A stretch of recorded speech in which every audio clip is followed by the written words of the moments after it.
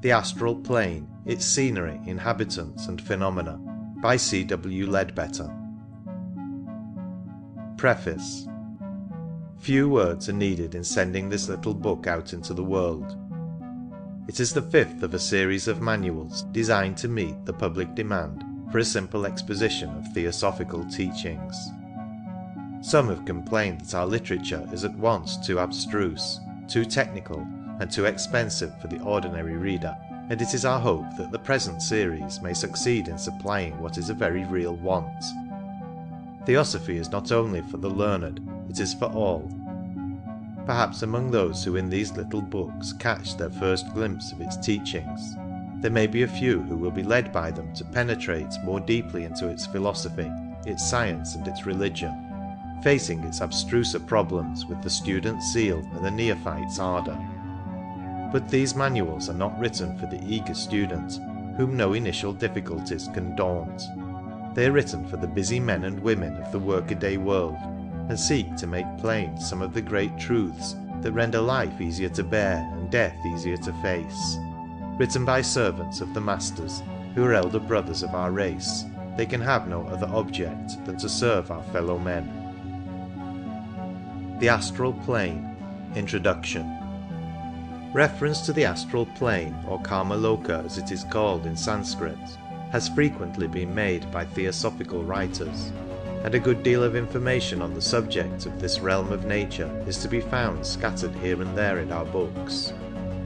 But there is not, so far as I am aware, any single volume to which one can turn for a complete summary of the facts at present known to us about this interesting region. The object of this manual is to collect and make some attempt to arrange this scattered information, and also to supplement it slightly in cases where new facts have come to our knowledge. It must be understood that any such additions are only the result of the investigations of a few explorers, and must not therefore be taken as in any way authoritative, but are given simply for what they are worth. On the other hand, every precaution in our power has been taken to ensure accuracy, no fact, old or new, being admitted to this manual unless it has been confirmed by the testimony of at least 2 independent trained investigators among ourselves, and has also been passed as correct by older students whose knowledge on these points is necessarily more greater than ours. It is hoped therefore that this account of the astral plane, though it cannot be considered as quite complete, may yet be found reliable as far as it goes. The first point which it is necessary to make clear in describing this astral plane is its absolute reality. Of course, in using that word, I am not speaking from that metaphysical standpoint from which all but the one unmanifested is unreal because impermanent. I am using the word in its plain everyday sense, and I mean by it that the objects and inhabitants of the astral plane are real in exactly the same way as our own bodies, our furniture, our houses or monuments are real as Charing Cross, to quote an expressive remark from one of the earliest Theosophical works.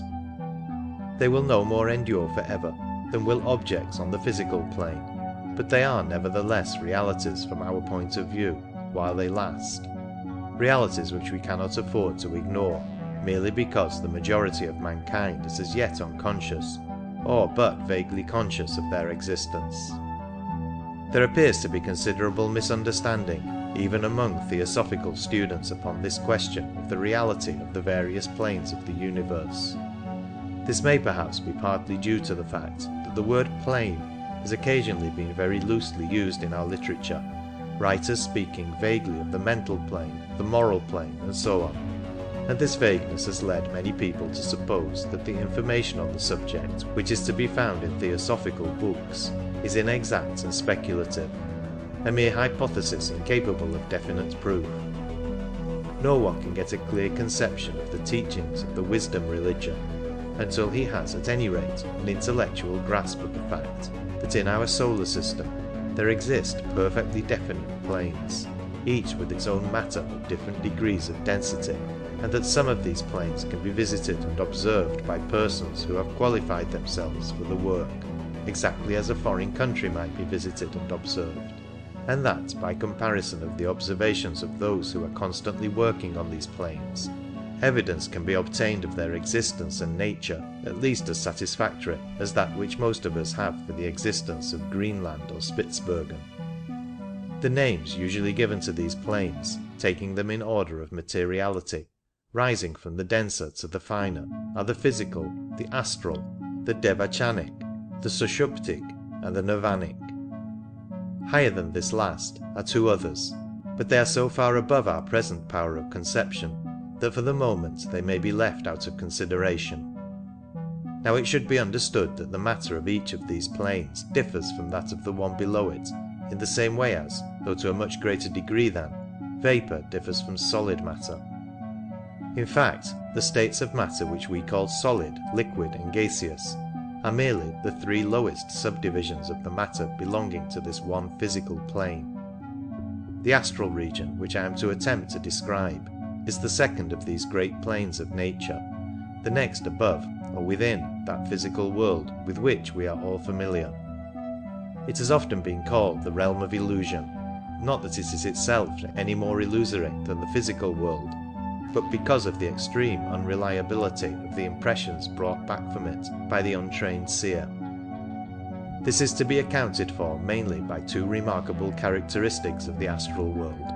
First, that many of its inhabitants have a marvellous power of changing their forms with Protean rapidity, and also of casting practically unlimited glamour over those with whom they choose to sport. And secondly, that sight on that plane is a faculty very different from, and much more extended than physical vision. An object is seen, as it were, from all sides at once, the inside of a solid being as plainly open to the view as the outside. It is therefore obvious that an inexperienced visitor to this new world may well find considerable difficulty in understanding what he really does see, and still more in translating his vision into the very inadequate language of ordinary speech. A good example of the sort of mistake that is likely to occur is the frequent reversal of any number which the seer has to read from the astral light, so that he would be liable to render, say, 139 as 931, and so on. In the case of a student of occultism trained by a capable master, such a mistake would be impossible except through great hurry or carelessness, since such a pupil has to go through a long and varied course of instruction in this art of seeing correctly, the master or perhaps some more advanced pupil bringing before him again and again all possible forms of illusion, and asking him, "What do you see?" Any errors in his answers are then corrected and their reasons explained, until by degrees the neophyte acquires a certainty and confidence in dealing with the phenomena of the astral plane, which far exceeds anything possible in physical life. But he has to learn not only to see correctly, but to translate the memory of what he has seen accurately from one plane to the other, and to assist him in this, he is trained to carry his consciousness without break from the physical plane to the astral or devachanic, and back again,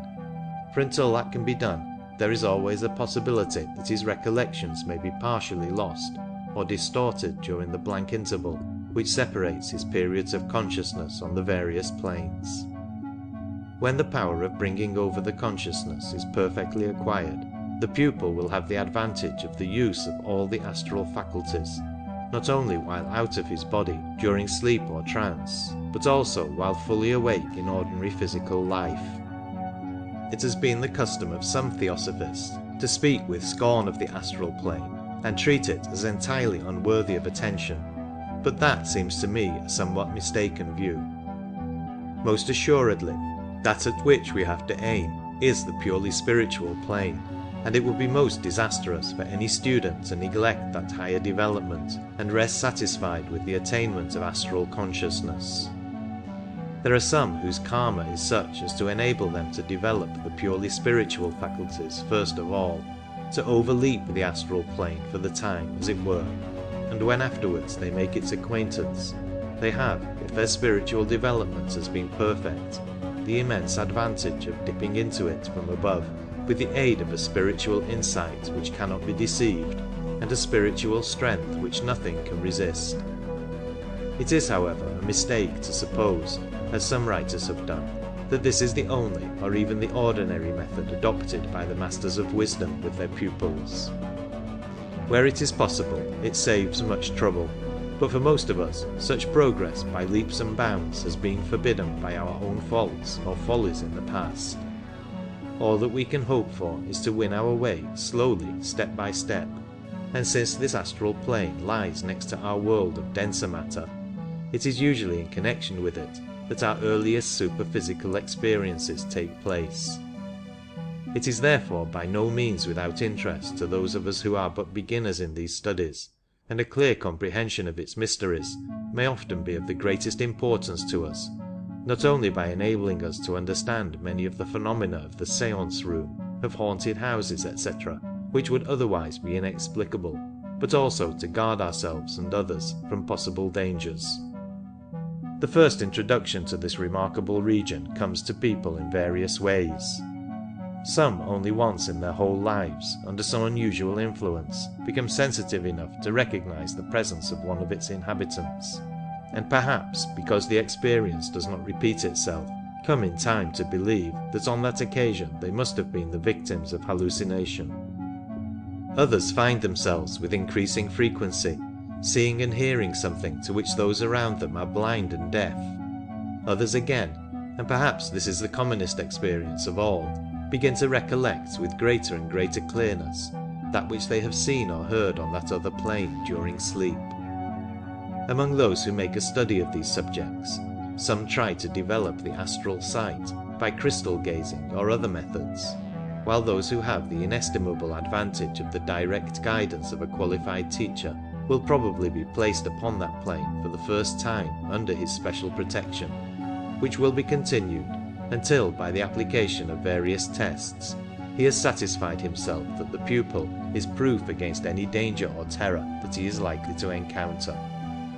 But however it may occur, the first actual realization that we are all the while in the midst of a great world full of active life,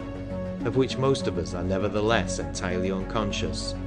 cannot but be, to some extent, a memorable epoch in a man's existence.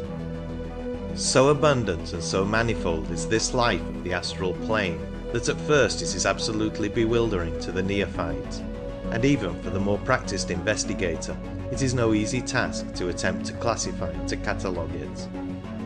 If the explorer of some unknown tropical forest were asked not only to give a full account of the country through which he had passed, with accurate details of its vegetable and mineral productions, but also to state the genus and species of every one of the myriad insects, birds, beasts and reptiles which he had seen, he might well shrink, appalled at the magnitude of the undertaking. Yet even this affords no parallel to the embarrassments of the psychic investigator, for in his case matters are further complicated, first by the difficulty of correctly translating from that plane to this the recollection of what he has seen, and secondly by the utter inadequacy of ordinary language to express much of what he has to report. However, just as the explorer on the physical plane would probably commence his account of a country by some sort of general description of its scenery and characteristics, so it will be well to begin this slight sketch of the astral plane by endeavouring to give some idea of the scenery which forms the background of its marvellous and ever-changing activities. Yet here at the outset, an almost insuperable difficulty confronts us in the extreme complexity of the matter. All who see fully on that plane agree that to attempt to call up before those whose eyes are as yet unopened a vivid picture of this astral scenery is like speaking to a blind man of the exquisite variety of tints in a sunset sky. However detailed and elaborate the description may be, there is no certainty that the idea presented before the hearer's mind will be an adequate representation of the truth.